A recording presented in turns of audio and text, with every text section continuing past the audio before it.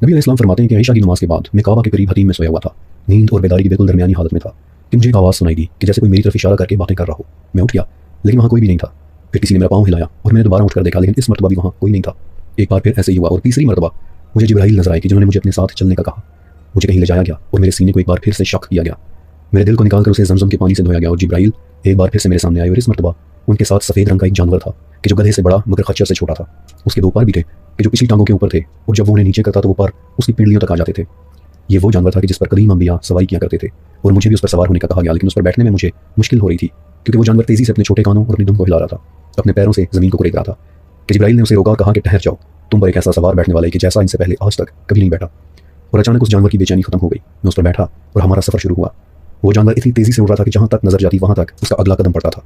और जिब्राइल हमारे साथ साथ थे, ना वो मुझसे दूर हो रहे थे और ना ही मैं उनसे दूर हो रहा था। हत्ता कि हम खजूर के दरख्तों वाली सरजमीन में पहुंच गए। जिब्राइल ने मुझसे पूछा कि क्या आपको पता है कि हम कहाँ हैं? मैंने जवाब दिया कि अल्लाह बेहतर जानता है।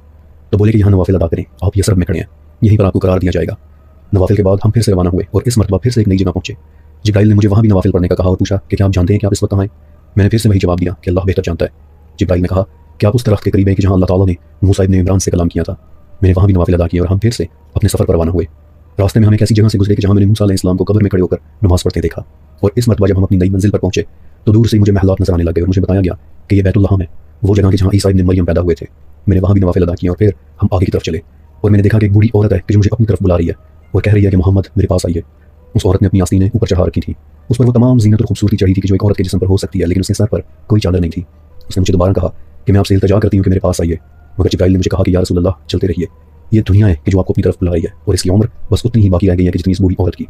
फिर हमें एक और मखलूक मिली कि जिसने बहुत खूबसूरत तरीके से मुझे सलाम किया। जिब्राइल ने कहा कि आप इनके सलाम का जवाब दीजिए। और इसके बाद मैंने देखा कि एक बहुत बड़ा जिन अपने हाथों में आग का एक शोला लिए हमारे पीछे उड़ता चला रहा है। जिब्राइल ने मुझे एक दुआ पढ़ने का कहा कि जो जब मैंने पढ़ी तो वो जिन वहीं अपनी जगह पर उलट कर नीचे गिर गया। इसके बाद मेरी नज़र एक ऐसे शख्स पर पड़ी कि जिसका जिस्म इंतहाई सफ़ेद था और उसकी एक आंख ऐसी उभरी हुई थी कि जैसे कोई अंगूर होता है और उसके सर के बाल ऐसे थे कि जैसे दरख्त की शाखें होती हैं। जिब्राइल ने मुझे बताया कि या रसूल अल्लाह ये दज्जाल है कि जिसे इस दुनिया में छोड़े जाना है।